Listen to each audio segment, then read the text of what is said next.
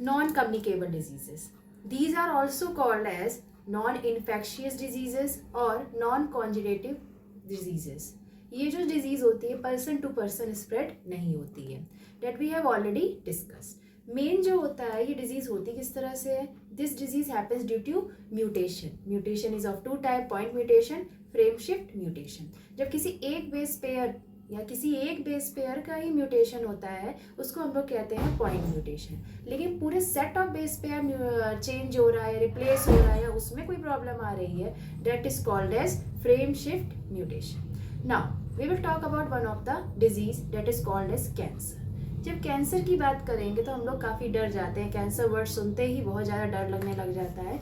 लेकिन one thing is there, cancer is non communicable disease. ये communicable नहीं है, पर्सन टू पर्सन कम्युनिकेट नहीं करती है. तो one of the thing is there, जब किसी को कैंसर है आपको पता चल रहा है तो be sympathetic to the person. उसके साथ सिंपैथेटिक रहिए. उसको कहते हैं ना आइसोलेट, या उस तरह से ना छोड़ दीजिए कि वो अपने आप ही उसका मेटाबॉलिक्स जो है वो कम होता चला जाए. क्या जाता है, कैंसर जो होता है इसमें जीने की जो चांसेस होती है वो कम क्या बिल्कुल बहुत निल हो जाती है अगर इसको अर्ली स्टेजेस पे डिटेक्ट नहीं किया जाए. What happen in this cancer?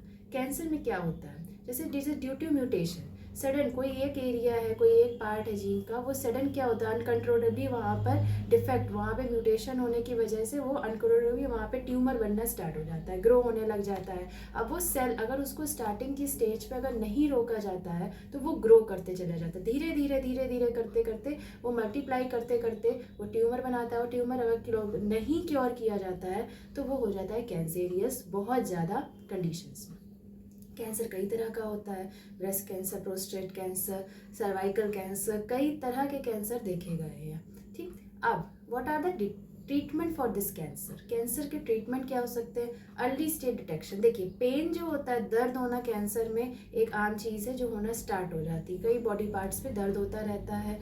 तो उसके बाद अर्ली डिटेक्ट कर हो जाए तो कीमोथेरेपी हो गया या मेडिकेशन से ये डिटेक्ट हो सकता है.